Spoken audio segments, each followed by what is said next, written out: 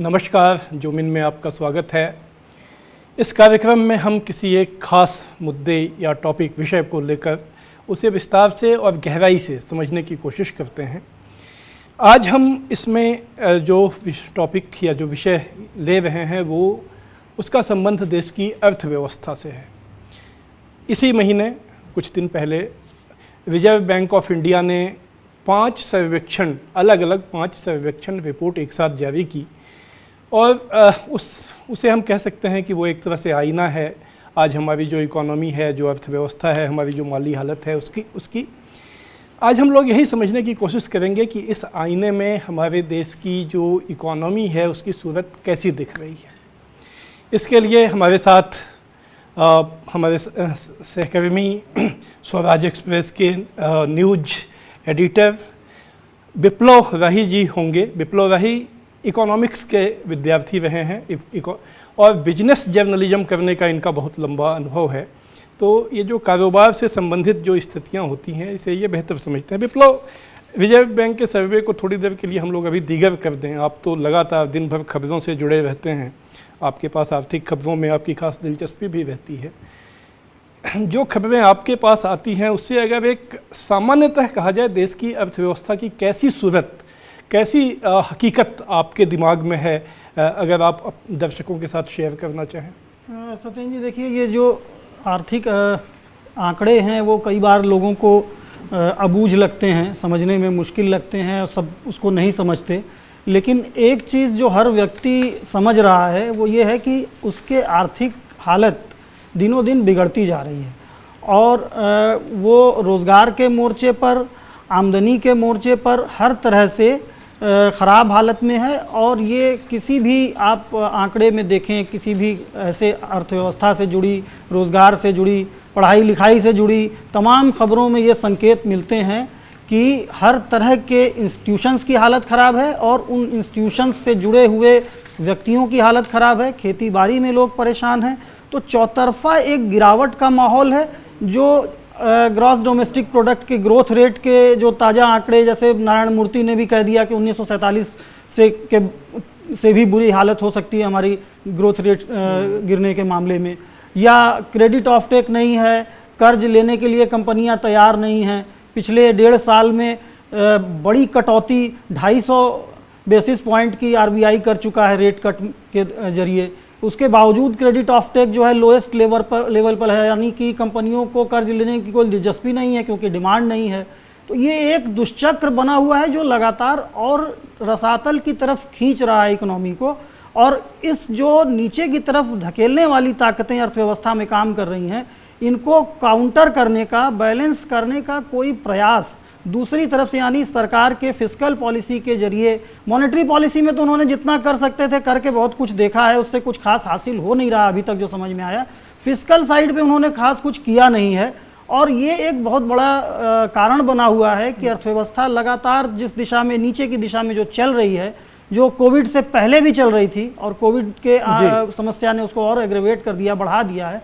तो ये कुल मिलाकर के बहुत ही निराशाजनक तस्वीर पूरी अर्थव्यवस्था की फिलहाल नज़र आ रही है। तो विप्लव कह रहे हैं अपने आकलन के आधार पर, जो खबरों के आधार पर और जो सूचनाएं उनके पास हैं, कि अर्थव्यवस्था की हालत जो है वो काफ़ी निराशाजनक तस्वीर एक है। लेकिन अब हम इसे स्पेसिफिक खास तौर पर जो रिजर्व बैंक के आईने में जो तस्वीर दिख रही है उसे समझने की कोशिश करेंगे और उसके लिए हम चलेंगे प्रोफेसर रवि श्रीवास्तव के पास। प्रोफेसर श्रीवास्तव जेएनयू में प्रोफेसर रह चुके हैं, देश के जाने माने अर्थशास्त्री हैं और लेबर इकोनॉमिक्स में तो शायद सबसे बड़े नाम जो अपने देश में हैं उनमें प्रोफेसर साहब हैं। तो आपका स्वागत है सर। सर, ये जो अभी 5 survey report reserve bank of India ने पेश किए कुछ दिन पहले, उसमें कम से कम 2 ऐसे संकेतक हैं, इंडेक्स हैं, जिन्हें कहा गया है कि ये ऑल टाइम लो हो गए हैं। उसमें एक कंज्यूमर कॉन्फिडेंस का जो इंडेक्स है, जो करंट सिचुएशन इंडेक्स जिसको वो कहते हैं, वो है। और जो बिजनेस एक्सपेक्टेशन का जो इंडेक्स है वो भी काफ़ी नीचे चला गया है। एक आम आदमी इसको कैसे समझे? जैसा आपने, आरबीआई ने ये 5 सर्वेक्षण की रिपोर्ट इस समय प्रस्तुत की है। इन 5 सर्वेक्षणों में से 2 जो इंडस्ट्री से संबंधित हैं और मैन्युफैक्चरिंग से संबंधित हैं, वो पुराने समय मतलब एक जनवरी से मार्च के बारे में है और दूसरा अप्रैल से जून के बारे में है। तो ये एक तरीके से हाल के अतीत के बारे में है। और 3 उन्होंने रिपोर्ट, एक कंज्यूमर कॉन्फिडेंस सर्वे, एक्सपेक्टेशन सर्वे और दूसरा फोरकास्टर सर्वे, ये अभी की परिस्थिति को देख रहे हैं और आगे की परिस्थिति को देख रहे हैं। तो ये इस समय ज़्यादा जो वस्तुस्थिति इस समय जिससे हम गुजर रहे हैं उसको दर्शाते हैं। तो अगर कंज्यूमर कॉन्फिडेंस सर्वे को देखें तो आप ये देखते हैं कि मई में जो तस्वीर कंज्यूमर्स के सामने थी, जबकि करीब पूरा लॉकडाउन था, क्योंकि अनलॉकडाउन जून से शुरू हुआ है, तो पूरे लॉकडाउन की अपेक्षा जुलाई में ये सर्वेक्षण जो हुए हैं, जुलाई के पहले पखवाड़े में, इनमें कंज्यूमर कॉन्फिडेंस ज़्यादा गिरा हुआ है। 5 उन्होंने संकेतांक लिए हैं और उन 5 में या तो इकोनॉमिक्स परिस्थिति, आर्थिक परिस्थिति के बारे में, आमदनी के बारे में, रोजगार के बारे में, मुद्रास्फीति के बारे में, हर सूचकांक में जो कंज्यूमर कॉन्फिडेंस है वो जुलाई के महीने में मई के महीने से भी ज़्यादा गिरा हुआ है। अपेक्षा ये थी कि जैसे जैसे अनलॉकडाउन होगा वैसे वैसे जो आम व्यक्ति हैं, आम नागरिक हैं, उनमें थोड़ा सा कॉन्फिडेंस संचारित होगा कि अब परिस्थितियां सुधर रही हैं। लेकिन इसके बावजूद वो जो वर्तमान में जो परिस्थिति है, सभी सूचकांक में वो ज़्यादा बिगड़ी हुई स्थिति देख रहे हैं। आमदनी की स्थिति, रोजगार की स्थिति, अर्थव्यवस्था की स्थिति, पांचों सूचकांकों में ये गंभीर मसला है। जी सर, ये गंभीर मसला है। तो यही मैं आपसे जानना ये चाहूँगा कि आपने कहा कि इसमें कुछ आंकड़े तो मार्च तक के ही हैं, तो क्या इसके आधार पर हम लोग को ये संकेत मिलता है कि जब ये पेंडेमिक आया, महामारी आई और उसकी वजह से लॉकडाउन हुआ, हमारी स्थिति उसके पहले भी कोई बेहतर नहीं थी, उसके पहले भी संकट था और इसके पहले ही हम लोगों ने कंज्यूमर स्पेंडिंग कम हो गया है और ये तमाम खबरें आती ही थी उसके पहले ही। तो ये जो ट्रेंड इसमें दिख रहा है इन सर्वे में, क्या आपको लगता है कि ये एक लॉन्ग टर्म है ये, या एक बहुत ये तात्कालिक बातें हैं, हम लोगों को जल्दी ही इससे राहत मिल सकती है? जी देखिए, आप अगर इंडस्ट्री सर्वे देखें, वो जनवरी से मार्च की अवधि का है। जनवरी जो कि अर्थात ये कि वो लॉकडाउन के पूर्व वाली जो तिमाही थी उस अवधि का है। और वो ये दिखाता है कि जो कैपेसिटी यूटिलाइजेशन इंडस्ट्री में थी वो पिछले साल के मुकाबले 6% कम थी। पिछले साल उसी अवधि में 2019-20 में 2018-19 में 76% के करीब क्षमता का उपयोग हो रहा था और 19-20 में इस तिमाही में, जनवरी की मार्च की तिमाही में केवल 69% के आसपास औद्योगिक क्षमता का उपयोग हो रहा था। तो अगर आप देखें 7% क्षमता का उपयोग एक साल के दौरान ये लॉकडाउन के पहले गिर चुका था। तो ये बहुत सारे जो विश्लेषक हैं ये इस बात को कहते रहे हैं, आंकड़ों को दिखा के कहते रहे हैं कि अर्थव्यवस्था की स्थिति लॉकडाउन के पहले ही काफी गंभीर थी। और मेरे जैसे लोग ये भी मानते हैं कि वो 1 साल या 2 साल की बात नहीं है। अर्थव्यवस्था की स्थिति वस्तुतः उसके पहले 3-4 साल से, अगर आप कहें तो डिमोनेटाइजेशन के बाद से अर्थव्यवस्था की स्थिति बहुत गंभीर थी और रोजगार का खतरा था, बाकी सारी चीजें थी। तो इसलिए आप बिल्कुल सही कह रहे हैं कि दीर्घकालीन परिस्थितियां ही ज्यादा एक गंभीर अर्थव्यवस्था की ओर इंगित कर रही थी। लेकिन उसके बाद जो परिस्थितियां हैं वो तो बहुत ही ज्यादा गिरावट का अंदेशा दे रही हैं। इकोनॉमिक फोरकास्टर सर्वे की बात है, उसके बारे में हम बात करेंगे। तो इसलिए निश्चित रूप से परिस्थिति पहले खराब थी और अब उत्तरोत्तर बहुत ज्यादा खराब हो गई। तो सर एक चीज़ ये यहाँ हम लोग समझना चाहेंगे कि ये जब से स्थितियाँ खराब थीं, कई सालों से ये चीज़ें चल रही हैं और ख़ासकर पिछले साल तो बहुत ही ऐसे आंकड़े आए, एनएसओ सर्वे और तमाम, जो इसने बहुत चिंताएं बढ़ाने वाली थी। इसके बावजूद जो पॉलिसी मेकर्स हैं या जो सरकारी बड़े पदों पे बैठे हुए मंत्री और अधिकारी हैं, उनसे हम लोग एक बातें बार बार सुनते हैं कि हमारा इकोनॉमिक फाउंडेशन मजबूत है, हमारा जो फाउंडेशन है वो उसमें जो बुनियाद है अर्थव्यवस्था की वो मजबूत है, बाकी समस्याएं तात्कालिक हैं। ये जब कहा जाता है इसका मतलब क्या होता है कि हमारा फाउंडेशन मजबूत है? किस आधार पर ये तर्क प्रस्तुत किया जा रहा है? आप जैसा कि जानते हैं, आंकड़ों को पिछले साल आंकड़ों से काफी खिलवाड़ किया गया। आंकड़ों के न होने की वजह से आर्थिक नीति सुदृढ़ आधार पर बनना असंभव है। राष्ट्रीय आय की वृद्धि की दर के बारे में एक विवाद रहा है और पूर्व जो चीफ इकोनॉमिक एडवाइजर है वो खुद कहते हैं कि इसके ऊपर प्रश्न चिन्ह लगा रहना चाहिए। बहुत सारे और लोग इस बात को मानते हैं। रोजगार के आंकड़ों को आप जानते हैं कि सरकार ने 6 महीने तक छपने नहीं दिया। जो गरीबी के संबंध में आंकड़े हैं जो उपभोग व्यय से आते हैं वो आज तक 2017-18 का सर्वेक्षण प्रकाश में नहीं आ पाया है। तो किस आधार पर यह कहा जा सकता है कि सरकार ये अर्थव्यवस्था एक सुदृढ़ बुनियाद पर खड़ी थी? वस्तुतः अगर हम देखें तो पिछले 3-4 साल से और खासतौर से 2016 के बाद से, 2015-16 से मैं कहूँ, लेकिन खासतौर से 2016 के बाद से अर्थव्यवस्था को जो बड़े झटके लगे, डिमोनेटाइजेशन का झटका लगा, उसके बाद जिस तरह से जीएसटी लागू किया गया उसका झटका लगा, इन सब झटकों से अर्थव्यवस्था खासतौर से जो अनौपचारिक क्षेत्र है पहले तो वो उस पर हमला हुआ और वो एक तरीके से बहुत उसमें गिरावट आई। लेकिन धीरे धीरे अर्थव्यवस्था का जो ऊपरी हिस्सा है जिसको औपचारिक क्षेत्र कहते हैं, संगठित उद्योग कहते हैं, उसके ऊपर भी हम देखते हैं आग की लपटें उस तक पहुंची और अर्थव्यवस्था की स्थिति बहुत बुरी तरह से बिगड़ने लगी 18-19 के आसपास से या लॉकडाउन के पहले से।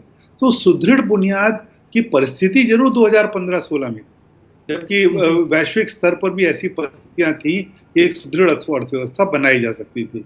लेकिन नीतिगत तरीके से जो कार्य हुए उनसे अर्थव्यवस्था सुदृढ़ बनने के बजाय उसमें कमजोरी आई और निश्चित रूप से गिरावट की ओर बढ़ रही थी लॉकडाउन के पहले की परिस्थिति। जी सर, मैं अभी आपके पास मैं फिर आऊँगा। एक सवाल मैं विप्लव जी से लेता हूँ। विप्लव जी, ये प्रोफेसर श्रीवास्तव जो बता रहे हैं वो तो बेहद चिंता की बात है। उनके हिसाब से तो हमारा फाउंडेशन ही कमज़ोर हो गया है, हमारी इकोनॉमिक फाउंडेशन है, जबकि हम लोगों को बार बार ये एश्योर किया जाता है पॉलिसी मेकर से कि कुछ समस्याएं हैं लेकिन हमारा फाउंडेशन मजबूत है। ये तमाम समस्याएं हैं, लेकिन अभी जो सर्वे आते हैं, अभी 2 दिन पहले एक सर्वे आया था जिसमें जो एसएमएज, जो ये लघु उद्योग और छोटे सूक्ष्म उद्योग के जो कारोबारी हैं उनके बीच में, उसमें ये बताया गया कि 57% जो कारोबारी हैं उनके पास कैश जीरो हो गया, नकदी जीरो हो गई है और वो कर्ज लेके अपना काम चला रहे हैं। इसके बावजूद उनमें 81% ऐसे थे जिन्हें उम्मीद थी कि ये अच्छे दिन जल्दी ही आने वाले हैं। ये उम्मीदें आखिर जो बनी हुई हैं, आप इसे कैसे देखते हैं? इसमें देखिए 2 चीज़ें हैं। एक तो ये सर्वे मौजूदा हालात में वो कौन से एमएसएमई के संचालक हैं जो ऐसी उम्मीद कर रहे हैं कि अच्छे दिन आने वाले हैं, ये भी एक इन्वेस्टिगेटिव जर्नलिज्म का विषय हो सकता है। क्योंकि जो इंडस्ट्री का कॉन्फिडेंस है, कंज्यूमर का कॉन्फिडेंस है, ये सारा जो आरबीआई का सर्वे बता रहा है, जिसकी अभी प्रोफेसर रवि श्रीवास्तव ने भी चर्चा की, आपने बात की, वो ये नहीं बताता कि कहीं से उम्मीद बेहतरी की ओर इशारा कर रही है। सारी उम्मीदें प्रोजेक्शंस के जो उन्होंने एवरेज निकाले हैं कि जितने लोगों ने प्रोजेक्शन किया इकोनॉमी को लेकर के, वो भी यही बता रहा है कि कम से कम 5-6% की नेगेटिव ग्रोथ हमको देखने को मिलेगी। तो इन हालात में क्रेडिट ऑफटेक है नहीं। एमएसएमईज के पास, जैसा कि आप बता रहे हैं कि वही सर्वे बता रहा है कि उनके पास बैलेंसेज नहीं है, कैश बैलेंस है नहीं, उसके बावजूद क्रेडिट ऑफटेक भी गिरावट की तरफ जा रहा है। तो आखिर अगर वो ये मान कर चल रहे हैं कि अच्छे दिन आने वाले हैं और दरअसल उनके पास फंड की समस्या है जिसको सरकार लगातार मॉनेटरी पॉलिसी के जरिए दावा कर रही है कि हम दूर कर रहे हैं, हमारे फाइनेंस मिनिस्टर कह चुकी हैं, प्राइम मिनिस्टर कह चुके हैं कि कर्ज देने में तेजी लाइए, ये भी चिंता मत करिए कि वायबिलिटी है कि नहीं लोन की, एनपीए की भी चिंता मत करिए, आप लोन दे दीजिए। उसके बाद लोन क्यों नहीं ले रहे हैं? अगर उनका प्रोजेक्शन इतना पॉजिटिव है, जी। उनको लग रहा है कि अच्छे दिन आ रहे हैं, तो उनको तो लोन लेने के लिए लाइन जी, लगानी आपका चाहिए। सवाल वाजिब है। अभी एक छोटे ब्रेक के लिए हमें ठहरना पड़ेगा। अभी वक्त है एक छोटे से ब्रेक का। ब्रेक के बाद हम इस अर्थव्यवस्था की हालत से संबंधित अन्य कुछ महत्वपूर्ण सवालों पर बातचीत करेंगे। फिलहाल ठहरते हैं एक छोटे से ब्रेक के लिए।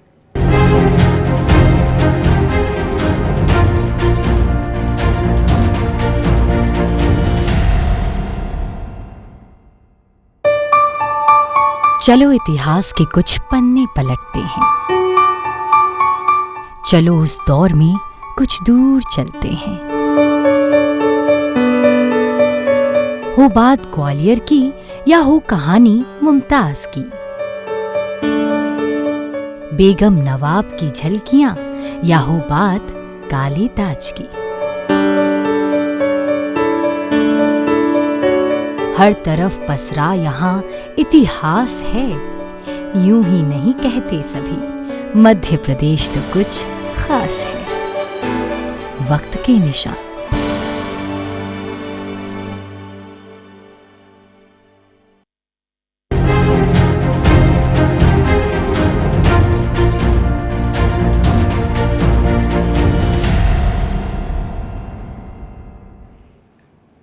जोमिन में आपका एक बार फिर से स्वागत है। आज हम लोग बात कर रहे हैं अर्थव्यवस्था की, खासकर जो अभी रिजर्व बैंक ऑफ इंडिया के 5 सर्वे रिपोर्ट्स में जो हमारी हकीकत दिखी है, उसमें उस आईने में हमारी अर्थव्यवस्था की सूरत कैसी दिखती है।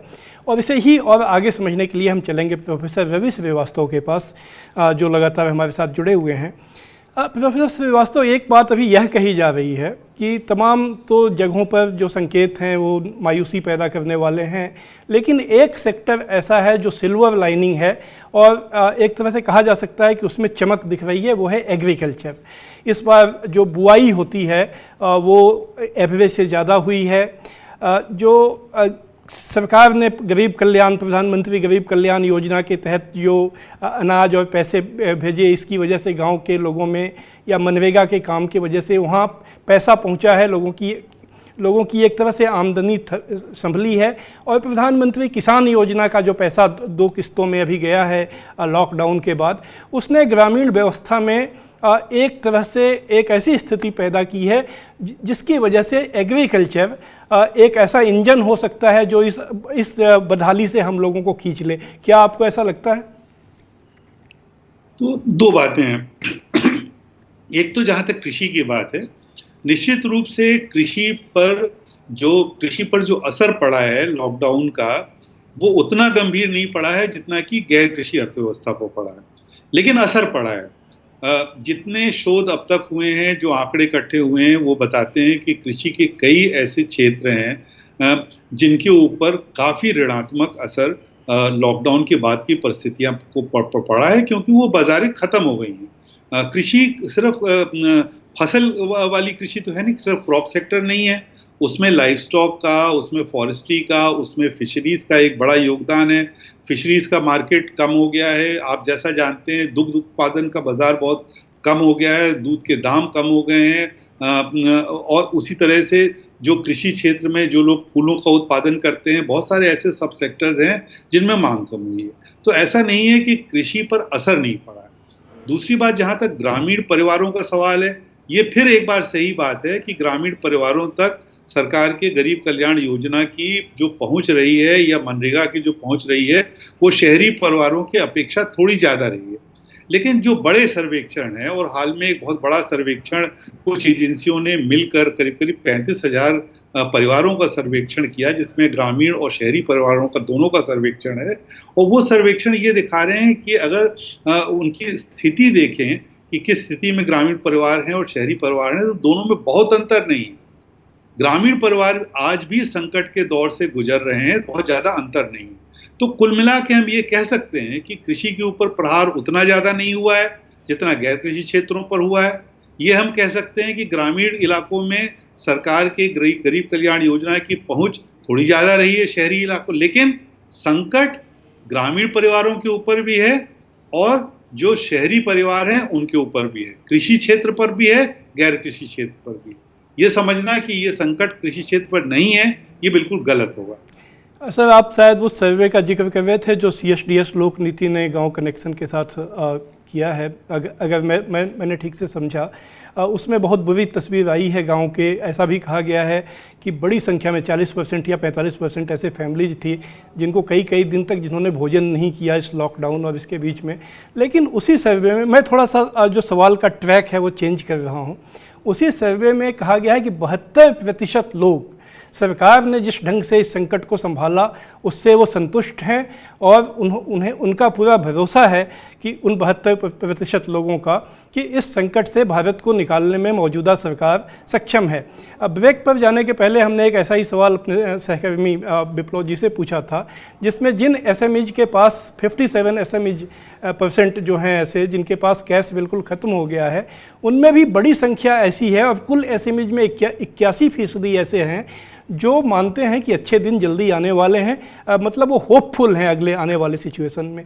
आप इस ये जो पॉलिटिकल इकोनॉमी जो है देश की, ये जो जिस ढंग से अभी शेपअप कर रही है या किया है हाल में, इसे आप कैसे देखते हैं? जो आप कह रहे हैं, इन दोनों के बीच में एक विभाजन है। अगर आप शुद्ध आर्थिक परिस्थितियों के बारे में अगर आप परिवारों से बोलेंगे, पूछेंगे, चाहे कंज्यूमर से पूछें, चाहे प्रोड्यूसर से पूछें।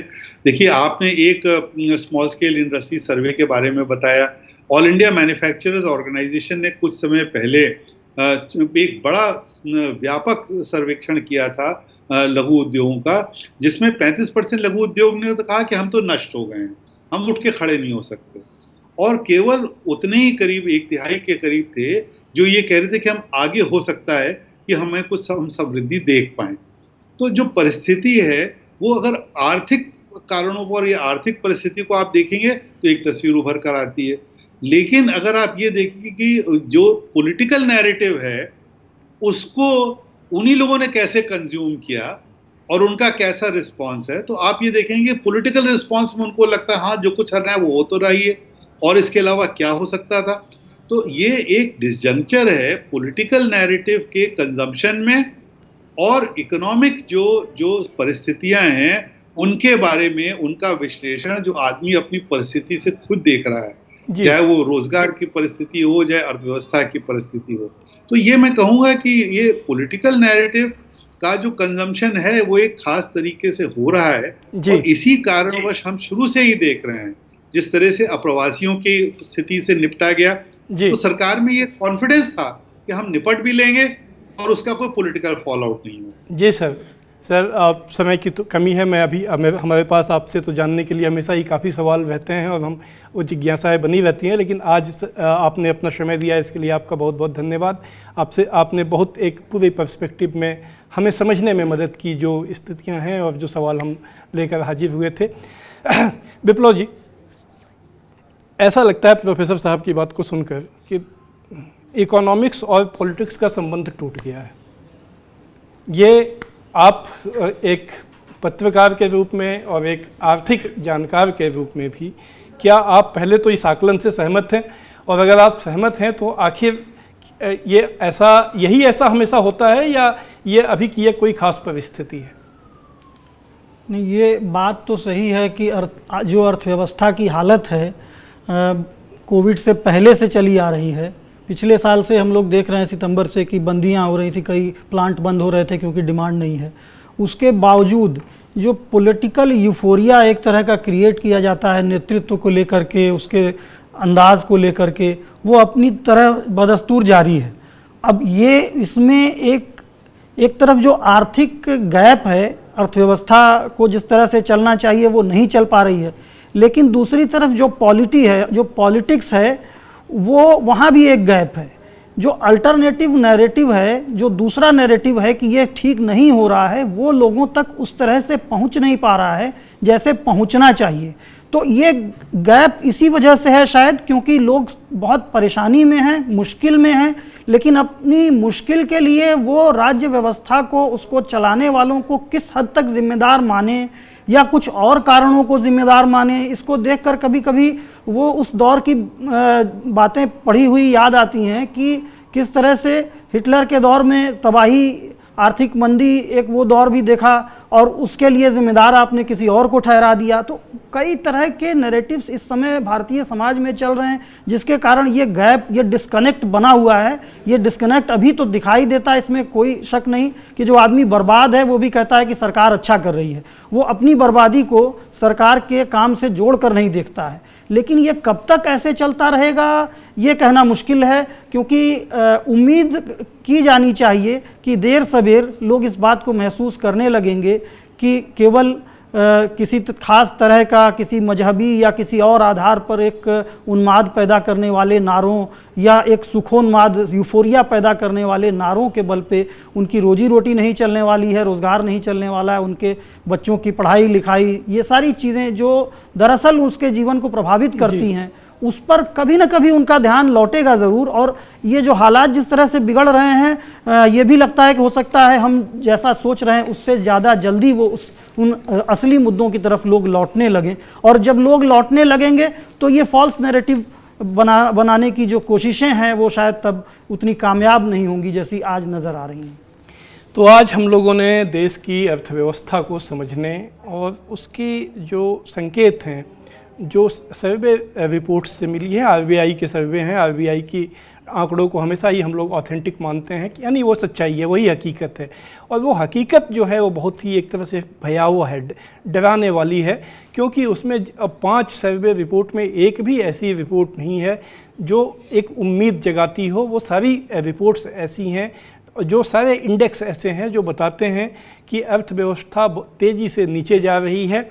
और इसका मतलब, अर्थव्यवस्था के जाने का मतलब ही होता है कि हम लोगों का जीवन स्तर, हम लोगों की रोजी रोटी, हम लोगों का जो एक वेल बीइंग है, जो हम लोगों एक अपेक्षा करते हैं आने वाले दिनों में एक बेहतर ज़िंदगी जीने का, या एक ऐसी ज़िंदगी जिसमें हमारी आम ज़रूरतें पूरी हो सकें, उसके लिए परिस्थितियां लगातार प्रतिकूल, उल्टी होती जा रही हैं।